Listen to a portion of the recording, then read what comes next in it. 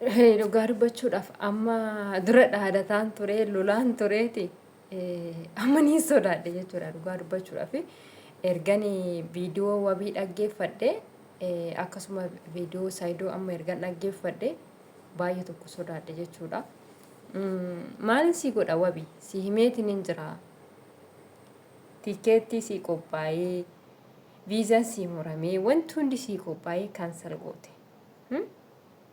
Kaansal gootee obboleessa kee irra kisaaraa gootee jechuudha. Ani wanti inni na aarseeyyuu waa'uma keetiiyyuu hin dubbadhu jedhee ofirraa dhiise kanadha jechuudha. Yaa wabii osoo guyyaan cidha isaatii nitii sun hin ga'ini biyya sanaa deemii boodallee deebitaa. Siin jedhe moo siin hin jenne naan hin jenne jedhe.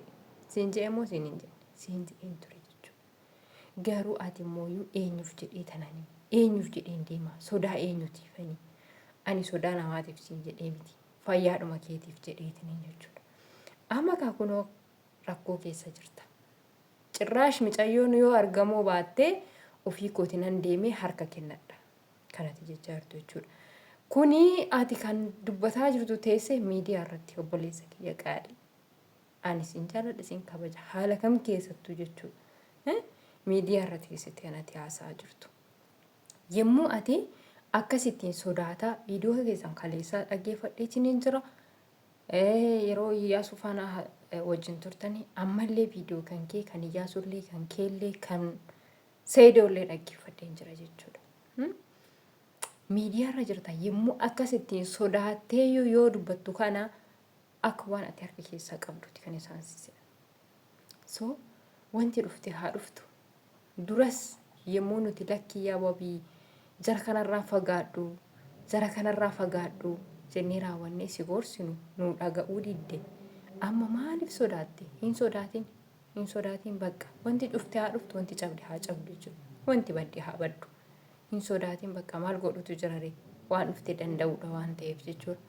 Ayyuu immoo yoo dhugaadhumaan isaaniin yookiin piraankii gochuudhaaf yookiin immoo wanna takka shira takka yaaddee jiraatte saba kana ijoollee kana walitti hin naqini.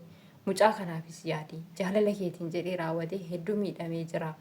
Kan immoo deebistee raawwattee har'a wanta kana yoo irratti dalagamu maaltu sitti dhaga'a? Tokkoffaa immoo dawwaltee fi nan dhufaa kottu na fuudhi yookiin immoo si bira dhufuufan.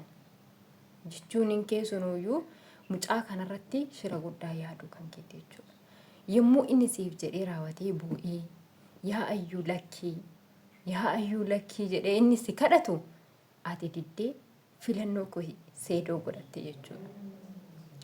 Kanaafiyyuu amma immoo erga dhattee raawwattee wanti hundinuu godhamee wanti hundinuu ta'ee cinni raawwatamee seedoonis dhugaadha haqqii dubbachuudha jechuudha. Innis obboleessa keenya dafqa isaa achitti gadi fixee sargii sanatti horiitti ilaa lubbuu bakkeen itti sargiitti qopheeffatta sun andiraashni sun bichaan gatii meeqa nama gaafata? Bakka kanatti immoo nuti kana murteessuu qofa osoo hin taane maaltu ayyuurra ga'ee akka jiru ayyuun dhugaadhumaan seedoo jalaa baduu barbaadde badde moo ayyuudhumaayyuu muudannoon isii muudate maalidha jennee raawwannee ilaaluu qabna iddoo kanatti.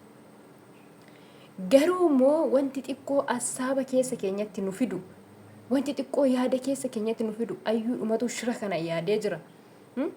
Ayyuudhumatu wanna kanaa murtee isii murteessee isa achitti gatee bahee jennee raawwannee akka nuti tilmaamnu yookiin akka nuti murteessine kan nu taasisu maa inni viidiyoo wabiin amma nu gallakkisedha jechuudha. Sagalee naa qabdee wabii dhufaatiin hin jira bahuufanii seedoo biraa bahuufanii uftee nafuu taamoo waan akkasii naan jette. Sagalee naaf qabdee yemmuu nani sagalee sii dhaggeeffadhu sana tarii gurbaan inni suni dhaga'ee laata. Kana shakkiin keessa koo jira jedha amma wabiin. Tana shakkiin keessa koo jira. Tanatu na sodaachisaa jira. Maatii kootiif illee na sodaachisaa jira. Wantichi kun waan baay'ee ulfaataadha jechuudha. Waan baay'ee ulfaataadha. Dhugaa dubbachuudhaa fi wabiin haqumaan sodaate. Sababni isaa maaliif jettanii tokkoffaa wabiin odoo mucaan iyyuu dhaga'uu baate miidiyaatti baate dubbattee jirta. Kuni seeraan ala akka dubbataa jirtu beektaate obboleessa kiyya. Maal taate? Maal taate?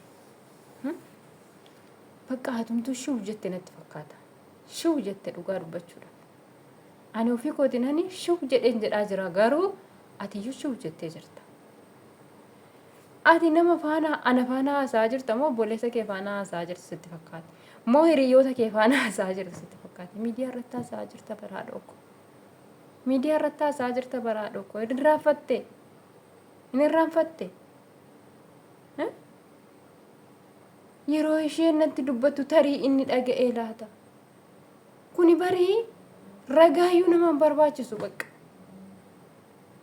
Maaluma yoon godhe wayyaan jedhee bara. Maaluma waan ta'e wayya. Dhiiseen jira durayyuu dhiiseen jira. Maan dubbadhu ani. Garuu nama gaddisiisa. Nama gaddisiisa. Akkaataan inni kaleessa itti ta'ee har'a immoo yemmuu ilaallu baay'ee nama gaddisiisa. Seedoon immoo jechuudha. Dhugaa dubbachuudhaaf innis na gaddisiise. Akkamitti si gaddisiise onaan jettanii uffata bijaamaa uffatee jechuudha. Bijaamadhuma uffateen viidiyoo waraabe. Bijaamadhuma uffateen viidiyoo waraabe jechuudha. Kuni naasurraan kan ka'e. Namni uffatumallee jijjiirratee waan akkanaan na mudate jedha. Garuu inni naasurraan kan ka'e algaadhuma irra taa'ee jirurra bijaamadhuma uffatee jiruun viidiyoo waraabe. Salphina guddaa. Salphina guddaa. Dhugaa qabamu hin kassare. Fuudhee mucayyootti nafne, maallaqa isaatti nafne, haadha ilmoo isaatti nafne. Waa meeqa kassare namichi kun amma? Waa meeqa kassare dhugaa dubbachuudhaaf. Waa hedduu kassare jechuudha. Bara namaaf darbuuf deemtu gufuutu baay'ata jedhanii. Egaa yaa wabii koo jabaadhu abshir. Darbaa jirti wanti hundi dabarti wanti hin darbine hin jirtu. Wanti kufes kufee, wanti cabes cabee, wanti bades badee hin darba. Namni lubbuudhaan jiru mooyyuu waan kun duratti dhufaa jiru hin arga. Garuu kan lubbuudhaan dabarte waa arguu hin dandeettu. Rabbi umurii dheertuu siif haa kennu. Ayyuun immoo eessa akka jirtu maal akka taate Rabbi fayyaa sii kennee umurii dheertuu sii kenne arguu dandeessa. Maaltu akka ishirra gairree ayyuu kana arguu dandeenya, dhaga'uu dandeenya. Egaa amma erga garanaa garasii miidiyaa irratti facaafame bakka kamillee taate hin argamti jechuudha. Namni kamiyyuu calli hin jennu. Mucayyoon kun amma argamtutti namni callisu tokkoyyuu hin jiru jechuudha. Sababni isaa tokkoffaa mucayyoon kun dhiiga keenya, lammii keenya, foon keenya, lafee keenya, dhiiga teenya jechuudha. Tokkoffaa. Na'am. Yaa jamaat keer mana namaati ka maal goona kunoo takka naam takka jechaatuma kan nuti viidiyoo hojjennu. Egaa kanaaf iyyuu jechuudha. Egaa ayyuunis dhiiga teenya waan taateef saayidoonis kanuma keenya. Wabiinis kanuma keenya. Warreen himatamaa jiran hundi isaaniiyyuu kanuma keenya jechuudha. Miidhamni isaanii miidhama keenya. Wanti tokko isaanirra ga'e qixxee nurra ga'eeti jechuudha. Tokko isaanii gargar hin baasnu hundi isaaniiyyuu qixanuuf jechuudha.